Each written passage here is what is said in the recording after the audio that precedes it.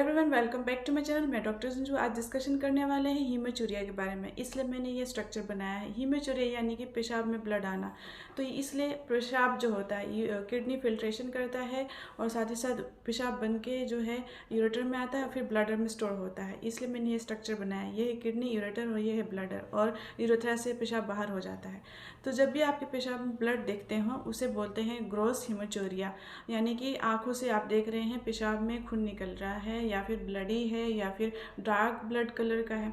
तो ठीक है, तो इसे हीमोचूरिया बोलते हैं। तो जो आंखों से देखते हैं उसे ग्रॉस हीमोचूरिया बोलते हैं मैक्रोस्कोपिकली। एंड जो एक और टाइप के ब्लीडिंग होते हैं जिसमें माइक्रोस्कोप के थ्रू देखा जाता है, तो वो आंखों से नहीं दिखता है, बट आप जब भी पेशाब करने जा रहे हैं आपके पेशाब में ब्लड दिखता है तो ग्रॉस हीमोचूरिया जिसे बोलेंगे। तो उसी के बारे में इस वीडियोस में हम लोग डिस्कशन कर रहे हैं। तो देखिए, ब्लीडिंग कब हो सकता है, आपके पेशाब में कब कब ब्लीडिंग आ सकती है। सबसे पहले जान लेते हैं रिजेंट में, फिलहाल में जो ब्लीडिंग हुआ है, आपको यूरिन में पेशाब दिख रहा है, तो कुछ कारण हो सकते हैं जैसे कि कैथेटराइजेशन। कैथेटर जो लगते हैं, पेशाब कोई पेशेंट बीमार है तो उसको पेशाब बार बार जाना ना पड़े, इसलिए उसको बेड पे लेटे रहता है और उसको कैथेटर लगा दिया जाता है ताकि वो ब्लड जो यूरिन निकलता है वो एक बैग में जो है स्टोर होते रहता है। तो उस केस में रिजेंट में फ़िलहाल में ब्लीडिंग हो सकता है।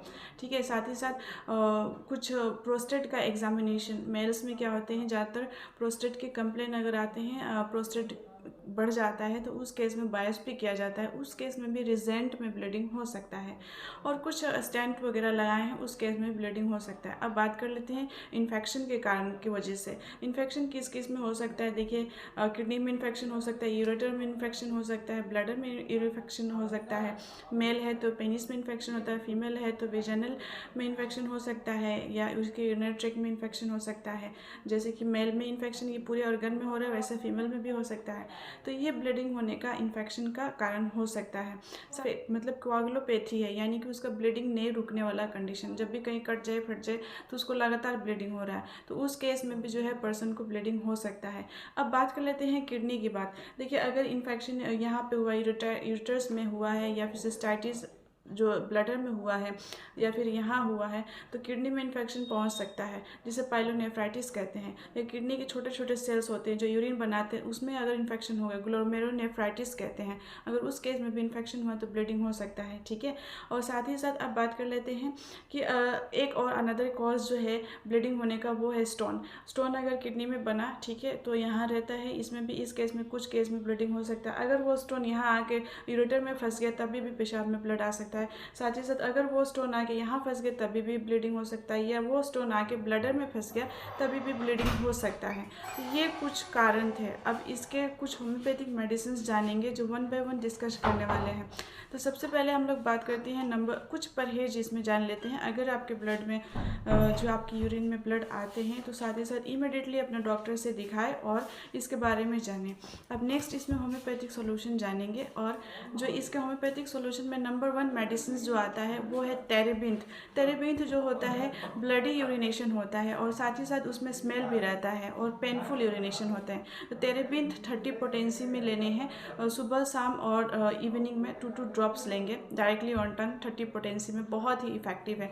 नेक्स्ट मेडिसिन की बात करें, अगर इन्फेक्शन की वजह से हुआ है या फिर अदर कॉज में जलन हो रही है, यूरिन में यूटीआई इन्फेक्शन की वजह से हो रहे हैं, तो उसमें कैंथरिस लेंगे पेशाब करने के वक्त, और बहुत ज़्यादा जलन हो रहे हैं और इन्फेक्शन की वजह से कभी ब्लीडिंग हो रहा है तो उसमें कैंथरिस 30 पोटेंसी में बहुत ही इफेक्टिव है। नेक्स्ट मेडिसिन की बात करें, बर्बेरिस वर्गेरिस को मदर टिंचर में लेंगे, बहुत ही इफेक्टिव है। उस केस में जब इसको मदर टिंचर के साथ साथ डाइल्यूशन में भी लेंगे, आपके डॉक्टर आपको बताएंगे कि डाइल्यूशन लेने हैं कि मदर टिंचर लेने हैं। बर्बेरिस वल्गेरिस जो होता है बहुत ही इफेक्टिव है अगर स्टोन की वजह से ब्लीडिंग हो रहा है। स्टोन अगर यूरेटर में आके फंस गया जिसकी वजह से बहुत ज़्यादा पेन हो रहे हैं, थाई रीजन में पेन हो रहे हैं, पीछे बैक में पेन हो रहे हैं, और पेन जो है स्टोन रीजन में लेफ्ट साइडेड स्पेशली में बहुत ज़्यादा दर्द हो रहे हैं, तो बर्बेरिस वल्गेरिस बहुत ही इफेक्टिव है।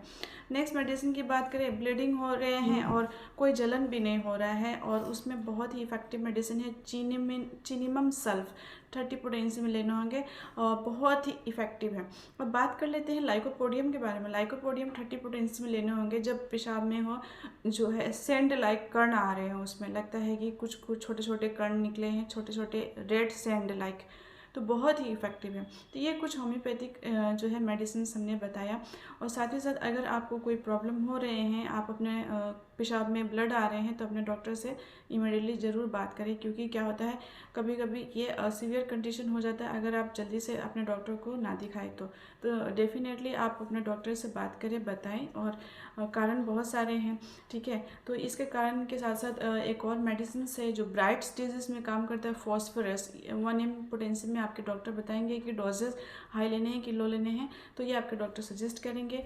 सो that's all for today. Haemochuria को अवॉइड ना करें। हीमोचूरिया एक सीवियर कंडीशन हो सकता है अगर आप अपने टाइम से अपने डॉक्टर को ना बताएं तो ये कुछ होम्योपैथिक मेडिसिन से थे जो बहुत ही इफ़ेक्टिव है। सो दैट्स ऑल फॉर टुडे। कोई भी मेडिकेशन अपने डॉक्टर से कंसल्ट करने के बाद ही लें एंड प्रॉपर अपने हाइजीन मेंटेन रखें। एक्सेस जो बॉडी को डिहाइड्रेशन ना होने दे, हाइड्रेटेड रहें, एक्सेस इनटेक ऑफ वाटर ले, अगर स्टोन हुआ तो, इन्फेक्शन हुआ है तो, एंड साथ ही साथ अपने डॉक्टर से ज़रूर बात करें। So that's all for today.